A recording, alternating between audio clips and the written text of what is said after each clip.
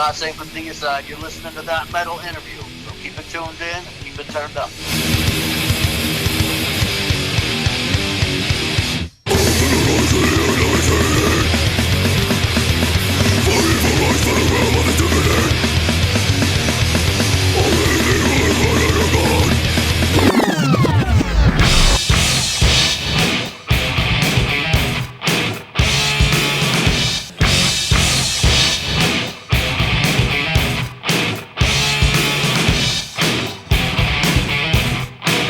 That metal interview.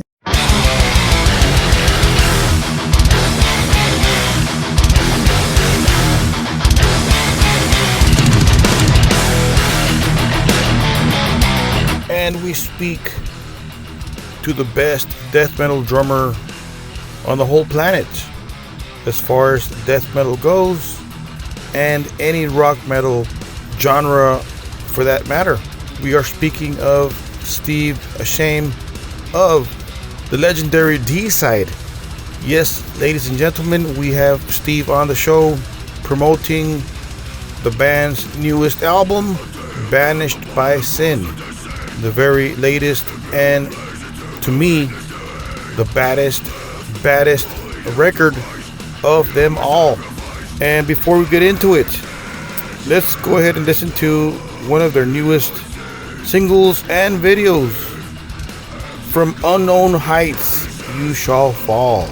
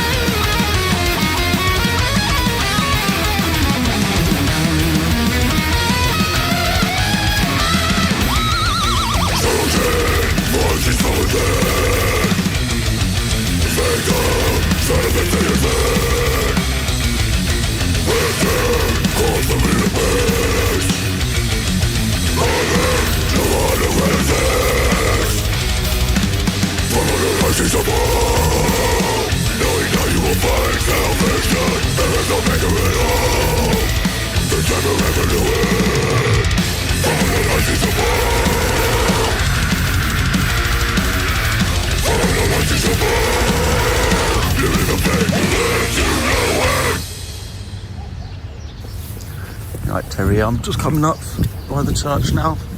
So I won't be too long. It's in 15-20 minutes or so. Hang on a minute, oh my god, what's today? Sweet, he's fucking dead. Jesus Christ. What the fuck's going on there? If you have followed Steve and DEICIDE since their first demo, Amon, in 1987, through their first debut album, self-titled DEICIDE Legion, Once Upon the Cross, Serpents of the Light, and so on and so forth, then you will know that you were speaking of the best drummer, the most precise drummer, in my opinion, in the whole death metal business. Because when I ask him about his influences in death metal, of course we realized that there was no blueprint back in 87, 88 for death metal. Possessed and Jeff, of course, Jeff Becerra, were there making some noise. You had Chuck Schuldiner of Death making noise. But truly, there were no blueprints for death metal if you think about it. There was no such thing as death metal. As he talks about, I am referring to Steve Asheim of DEICIDE, the almighty DEICIDE from Florida, and one of my favorite bands of all time, just to be honest with you guys. So, and they have a brand new album by the title of Banished by Sin. Reigning Phoenix Music presents. And right now, let's go directly to the interview with Steve Asheim of the tremendous and legendary DEICIDE. Enjoy. Okay, so I guess first question I ask everybody, where are you and what part of the planet are you at? I'm in Port Richey, Florida, kind of near the Gulf Coast. Okay, cool. How's the weather up there? I'm in Texas. Well, like Texas, it's getting pretty warm out, and pretty humid. So I'm hunkered down inside with the AC. Nice. So, how about you? Same thing. It's about the same weather. It's kind of bad. About 102 degrees Fahrenheit. So it's kind of bad. That's up there. We're not that bad. I think. We're in 80 something over here, but like I said, it's humid as balls. 86 it was anyway. Yeah, so I think you're way hotter out there than what I'm doing here. Yeah, it's pretty bad. So let's start from the beginning. As fans, some fans wanted to ask some of these questions. At what age did you start playing drums or guitar, Steve? Yeah, well, drums, I think I started when I was around 12.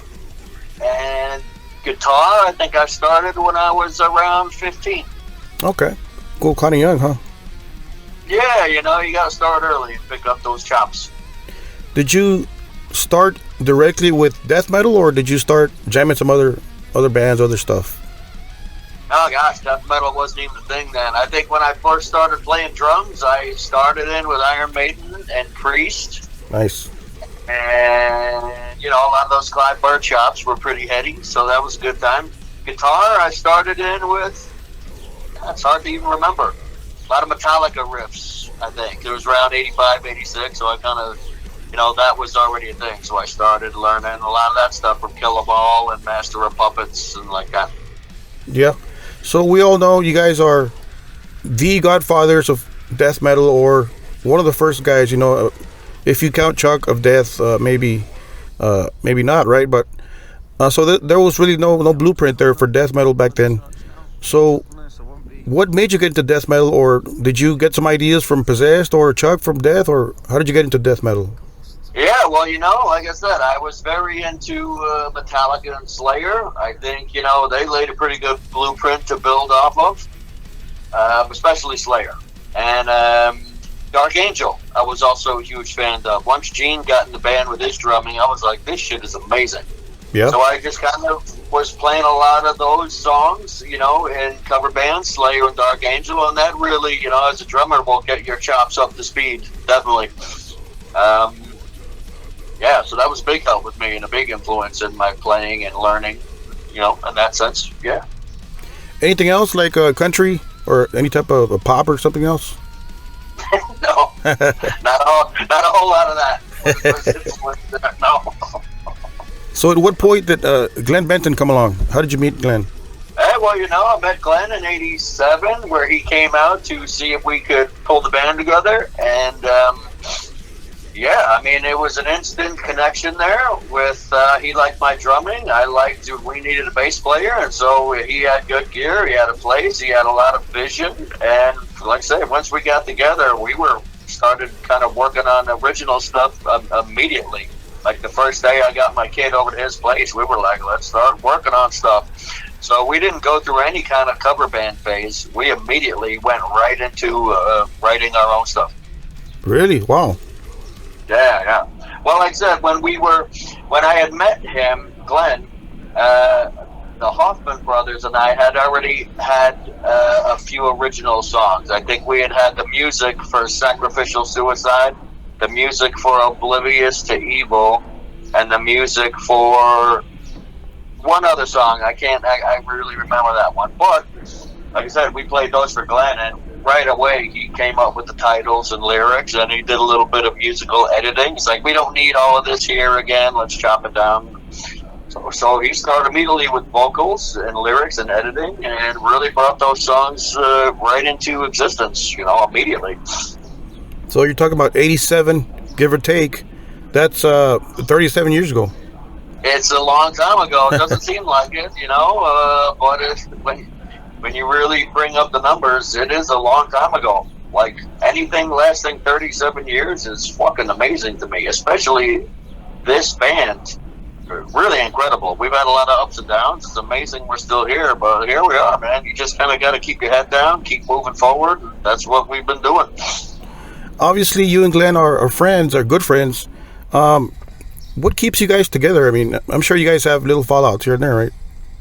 You know, we've had, I wouldn't call them beefs, but we've had disagreements on which direction to move in. Business-wise, on a personal level, you know, we have like interests and a similar sense of humor. So we've never had a problem getting along. I've always liked him, you know. I think he's always liked me. So, and we have our common interest in the band, you know. So, like I said, that keeps us together. And there's always opportunities there, which we both like to, you know, make the most out of, you know. Yeah, you guys are cool guys. I met you guys 2 times in San Antonio and in Laredo. That Laredo one was kind of a fiasco kind of deal, if you recall. Yeah, I remember the Laredo show. That was with Ralph. I think Ralph got arrested that night. That was quite a night. Yeah. Yeah, that was quite a time. One for the books. One for the books. Like I said, Ralph's not with us anymore, but what a night we had that night, boy. Something else. Right. So, new album, Banished by Sin. How's the reception so far, Steve? Yeah, you know, it has been very good. A lot of people, old fans, seem to really dig it. A lot of new fans are really digging it too. We've been we get a report once a week from the label about kind of how it's doing in the business, and they say it's moving up the charts pretty well. Like, there's a college radio chart, it's doing well there. There's something called a metal conglomerate or something. Don't quote me on that one. Some kind of a chart there. It's moving up there, so it's doing very well. I am very impressed.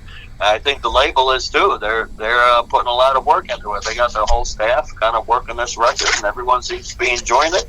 And it's a great feeling. It's great to see it happen. I'm hoping it translates into incredible shows once we hit the road here. I've been following you guys since '90, since your debut, self-titled. What makes this album different, Steve? Why is there so much buzz around it? What do you think? Oh, you know what? I would just think it. You know, we try to put as much quality into the songwriting and into every aspect of it, really. You know, we had a full band there working the songs, bringing them together. We're all in agreement with every decision, every step of the way. That's kind of what made it as good as possible. It wasn't like one songwriter said, "This is it. This is how it's going to be. Everyone play it like I say." You know, it was more like, anyone have a problem with this? If they did, we got to the bottom of it to where everyone was happy, and we kind of did that with every song. So I think there's a cohesiveness to the construction of the songs, and like I said, listening to them, even myself, I could good riffs, good. Like the drumming, I think was pretty good. Like the segues and the smoothness of the playing, I think, you know. So the songs are good. The playing was very good, and the vocals are crushing. The leads are incredible. I think we hit all, you know, we touched all the bases, you know. Oh yeah, agreed. It all crushes for sure. I noticed a bit more dive bombs on the guitars. As far as, I'm not sure if it's Taylor or Kevin doing that. That compared to other albums, right? Whose idea was that? More dive bombs here and there. Yeah, you know, I think the guys just got into playing leads. You know, they really did a great job with them. I know Kevin does a lot of bombing, and so he's very good at it, creating. You know, once you double track the bombs, you get the high and the low in there together, and you know, you kind of mix them up. It becomes quite a whirlwind of like a firestorm of funk and sound. Yeah. And like I said, the guys have really, Kevin, initially when I met him, wasn't a lead player at all. So he's come a long way with his lead playing. I'm really impressed with him. And Taylor Nordberg is just, I've only known him a few years now, 5 years or whatever. And like, he's a great lead player and, you know, very articulate in his rhythm playing. You know, he's an exacting player, you know, his picking hand and even his fretting hand. Like I said, these guys are, once I heard the leads coming down, I was like, wow, this is some incredible stuff. It's not cheesy. It's not like, you know, like you've heard much of it before. It's just, it suits the music incredibly. It's like, I'm really blown away by their work, their lead work on the record. Yeah, fucking amazing.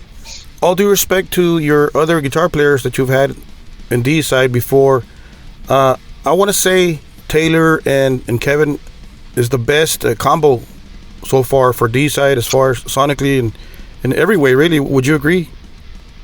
You know what? I would agree. I think these guys work as a great team, and like I said, for a lot of the old school fans who were Hoffman brother worshippers, like I said, I understand their affection for that era and for their teamwork. But like I said, just the other night I went back and listened to a lot of the old stuff, and yeah, without ripping on my own band or ripping on those guys, I would definitely say this team of guitarists of Kevin and Taylor are our best guitar team that we've had. Yeah. Awesome. So when arranging new songs, Steve, did you go back and listen to your older albums, or what did you base your ideas on, or did you just go fresh? No, we kind of go fresh. Like I said, kind of we have a knowledge base that I've stored just from working all those other albums, you know, and experience, and I like to think that we're getting better at songwriting. All of us are. So once we construct the song, we, you know, obviously it's going with good riffs, you know, then taking the best riffs we have and creating songs out of them, you know, which riffs are going to go together best. And it's kind of like a big jigsaw puzzle. You take the pieces that match best, fit them together, and go with it, you know. So I think we did a lot of that, just considering what is going to work best together, rather than just, well, I have these three parts, throw them together no matter what happens, because that's all we got. It's like, it wasn't like that. We had all this material in front of us. We were able to piece it together the best way, and like I said, I think that had a lot to do with it. Just making those choices. It's almost like a process of elimination, you know. Yeah. It's like you get together what you don't like, eliminate it until you're left with nothing but what you do like, you know. Were there any more songs written for this album, Steve, that were left out, or riffs, or maybe a couple? No. Well, I mean, you know, I have several songs kind of banked, you know, that I've demoed, and let's say I had 6 or 7 songs. I only used 3 of them, you know, because everyone else was contributing equally to the writing. So, yeah, there's some more songs I would have liked to use for the record, but, you know, I got them banked for the next record. So, you know, the next record should be pretty pretty good one as well if we can keep up that quality, the caliber of writing, which I think we can. We're a good team. We've stumbled across, and so I'm looking already forward to doing the next record. I'm pushing the guys already. We do it. I think we should start working on some new shit. What do you say? Oh yeah. So is Glenn the only lyricist in the band, or do you also do some lyrics? No, I really don't do lyrics. I've tried doing some lyrics, but when I read them back the next day, I'm like, these are stupid and corny. I would be embarrassed with presenting them as lyrics. But he is getting a hand from Kevin. Kevin is a great lyricist, like just fucking great. I think Taylor helped a little bit too. So it is a well-rounded team of lyrics writing. Like I said, Glenn used to do it all, which is a big workload, So I think these guys leaning in and helping them carry that load. And also, he even said the other day, it's like, you guys did a great job of writing lyrics in the vein and style that I do, and so great job, everyone. It's like we all just been patting each other on the back for the past month. Yeah. Well, the material speaks for itself. It's awesome. So. Thank you very much. Which is your favorite track here, Steve, from Banished? Oh, my favorite track? Gosh, I like Faithless.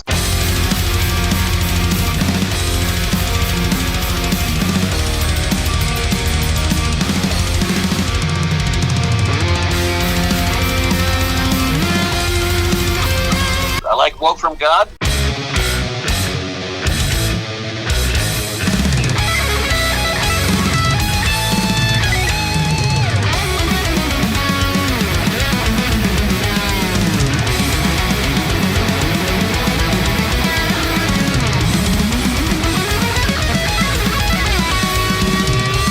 Really, Woke from God, it's kind of like lyrically, for Glenn, it's kind of autobiographical.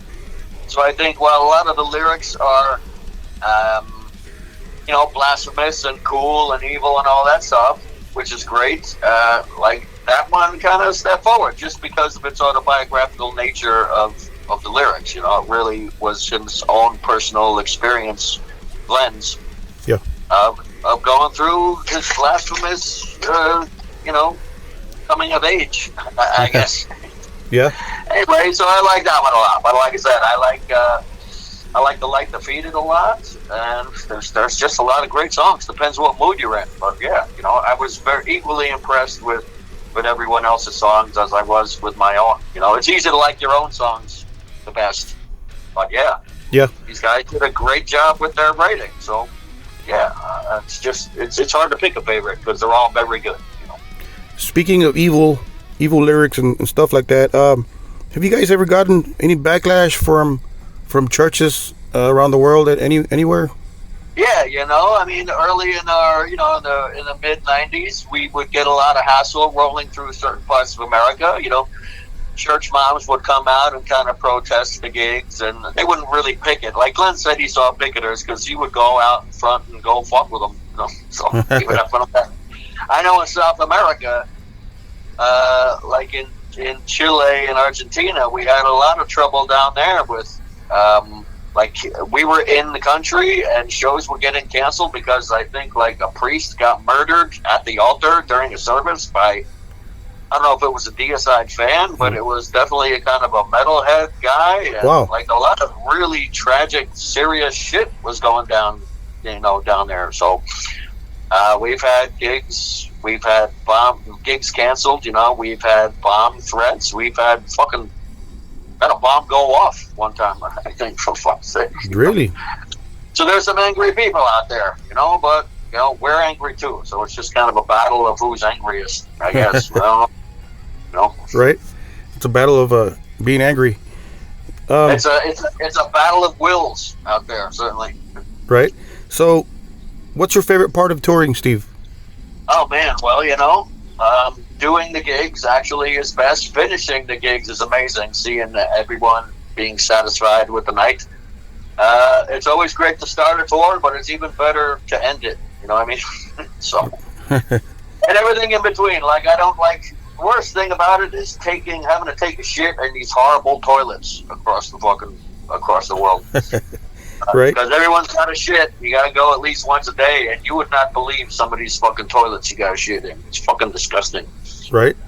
Damn. But you do what you got to do. After all these years, Steve, what keeps you motivated? You know what? I'm gonna pick up some sticks. I want to arrange this song. What's your motivation here? Well, it is my job. I don't do any other kind of work.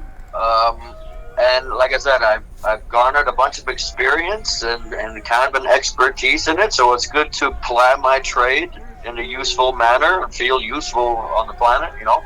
I've got a bunch of good guys I like to work with, so I like going into work because I like all my partners.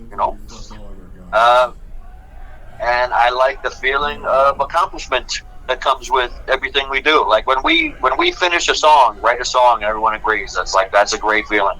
When we finish, like when we complete an entire album, like we get it recorded, it's mixed, mastered, all that. That's just fucking amazing to me. Like I'm amazed every time we complete a record. I'm like just blown away. Yeah. Because it's such a long process, really. Right. Coming up with the parts, writing the songs, getting the lyrics down, getting the recording done, all that, recording process is very intricate. It can be as easy or complicated as you make it. And, kind of the more time you put into it, the better, theoretically, it's going to come out. And so, and also playing drums, it's good exercise physically. It's kept me in good a shape as I am in at my age. I'm 54 now. So yeah, there's just a lot of upside, Incredible. That was one of my questions. Do you rehearse on your own at home, or do you just go to the gigs and let's go? You know what? I used to rehearse at home a lot, and but not so much anymore, honestly. I kind of know all the chops I need to know to play DEICIDE songs. Like that's my style. I'm not bringing in gravity blasts or any of these kind of crazy new drum techniques that the kids are out there doing. That's their new school stuff. Let them have that. Obviously, I'll stick with my stuff. And like I said, it works well with the music we do, and I feel like I'm expressing myself fully with the skills I have. And like I said, I don't really practice a lot on my own because, cardiovascularly, don't really need to. Muscle-wise, like as far as cramps or anything, I don't really need to there anyway. Like I said, I built up my skills to a point where I don't need to really advance much from there. And also, I have a thing called tendinosis, which is chronic tendonitis, which means as long as I play, I have it. And so I've done a lot of damage to my tendons and ligaments. And so, honestly, I try to play as little as possible just to alleviate that damage, That's just, I think, because I've been doing it so long and at my age, which means, like, lifting weights. I don't really lift weights anymore because I'm too prone to injury because of the tendinosis, which means any kind of heavy weight lifting, boom, I will blow out a tendon, and which I've done. I've blown my shoulder out twice. I've torn my bicep. I've exploded my calf. I've had a lot of injuries, so like I said, I'm trying not to push it too much because I want to, stay healthy to be able to continue to play. Yeah. Well, you sound great. I appreciate it very much, man.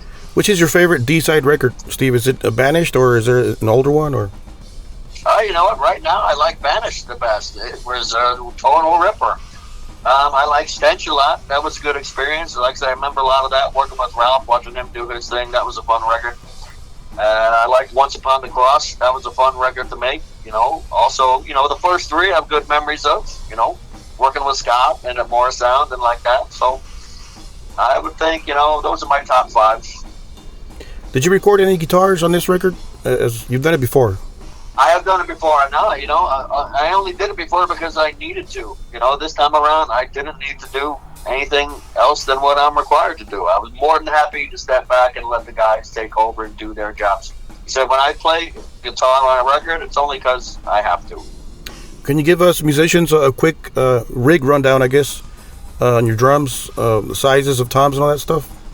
Yeah, well, I use a Pearl rack. I don't use stands because I use a ride stand. That's it. But I use the Pearl rack and this boom arms just because it's so solid, and you know, nothing's going to shift around on me. And with the amount of cymbals I have, you can't fit all those legs around the bass drums and all that stuff. It's impossible. I'm using pasty cymbals. You know, one side I got a 16 crash, a 17 crash, a 18 crash, a 19 crash. I've got I think 14-inch hi-hats. I've used 13-inch hats in the past, you know, because they're a little more compact, but you get more of a sizzle out of the 14. My Chinas are all 18s. I think I got one 16 I use once in a while. The drums are D drum, but I also got a Pearl kit I use once in a while. But D drum gave me a couple of kits, and they're very nice guys over there. I use 22 bass drums, you know, twin bass drums. 3 rack toms, a 10, a 12, and a 13, a 14-inch floor tom, just one. And like I said, that's it. Nice. Do you keep up with the newer metal bands, Steve? Or do you just not listen to any new bands? Well, you know, being out on tour, you know, we tour with a lot of bands and hear a lot. We hear a lot of local metal. We hear a lot of, you know, a lot of the newer bands we tour with. They're out there because they're new and have a record out. So I am exposed to a lot of the newer stuff. And like I say, it's fucking incredible. Once the Gravity Blasts came into a play, I was like fucking blown away by the progress of the death metal drummers. It's really fucking incredible what they're doing out there. Incredible, yeah. You know, Origin, guys like John Longstreth, fucking crushing it out there. What an incredible technique with this guy. No doubt. And a lot of the other guys out there, like I don't want to just name his name, but he's very good, and he's a good guy too. Like I said, there's a lot of incredible players out there, a lot of incredible metal. It's just an honor and a privilege to be a part of it, you know. Can you give advice to newer bands rehearsing in the garage right now? Maybe people that look up to you, kids, I guess? Yeah, you know, just kind of, I would recommend doing what I did. Practice your craft, you know, of your personal instrument, and hone your skills at songwriting and creating good parts, effective, and then use those parts as effectively as possible when you're putting your songs together, you know, and just keep at it. And like I say, always work on your playing techniques just to make it as fluid as possible. You know, fluidity is a big thing with me. Everything's got to be flowing like water, like Bruce Lee said. You know, I am like water. Water take form of the pot or the river or the lake. So, right? Very cool. Very cool there. Speaking of new bands, Steve, do you think new bands need a label nowadays, a record label, or can it be done just with social media? You know, it's certainly possible with bands to do it themselves with social media, because it's like those avenues to get to the public are there. But I think you still need a label, because they have a staff of people that are going to work on that. It's a lot for one person to do. I mean, being in a band, there's a lot of different things that need attention. And I think, you know, being distracted by the business end and the promotion and trying to do it yourself, it takes away from where the musician needs to be focusing on, you know. So I think it's still, if you can get a good label to work with your band, they're going to bring a lot to the table, you know, and they're going to do a lot for you. Like I said, moving your album into people's spheres and the promotion work that they do, and they have a lot of connections that just the person on Facebook doesn't have. So if you can get a label to help you, it's worth it. And if not, you know, like I said, there's still ways to do it your own. If you're motivated, you certainly can still get your name out there and have a pretty good shot at a career, you know. Can you give us an update on Order of a Need?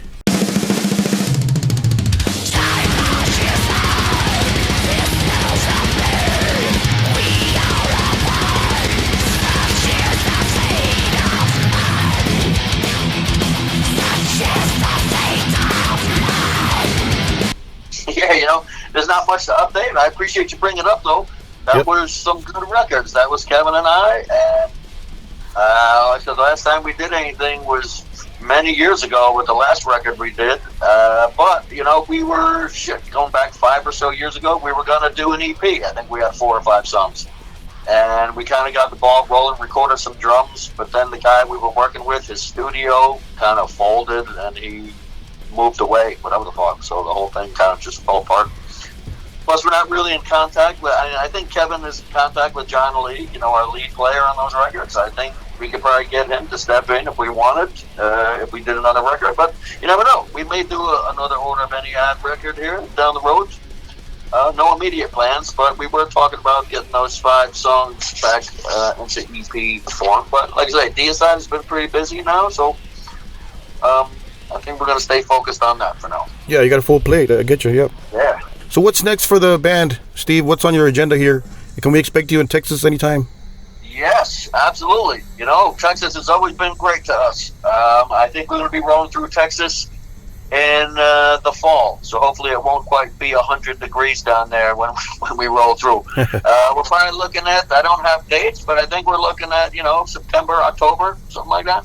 Very cool. Thank you for your time, Steve. You're a cool guy, and awesome album, Banished by Sin. People pick it up, and thank you for your time, and we'll see you in Texas sometime, Steve. Appreciate that. Thank you, brother. I appreciate it very much. I'll see you out there. Come up and say hi. And we've been graced with a death metal legend, a death metal drummer, the godfather of death metal drumming. All due respect to Paul of Cannibal. All due respect to Morbid Angel's drummers, as there have been several drummers, from Pete to several drummers, and a bunch of awesome drummers out in the death metal business. But to me, my 2 cents, I'm speaking of the Asheim of DEICIDE, the godfather of death metal drumming. And thank you, Steve, for providing us with all this information and backstories of the new record, Banished by Sin, which you guys should be picking up, ordering, and streaming for sure. Banished by Sin is one of DEICIDE's finest and newest and most baddest awesome records of all time since the 90s, in my opinion. No offense to Hell with God, no offense to any of those records. To me, they're all badass. I'm still a fan regardless. But you guys should check out their newest album, Banished by Sin. Reigning Phoenix Music presents. And as far as the podcast, thank you guys for subscribing, liking, following. We truly appreciate your presence on the formats. On behalf of your friend James, from the planet Earth, the state of Texas, of course, where we are burning at 105 degrees and spinning around the sun. Don't forget to keep it metal.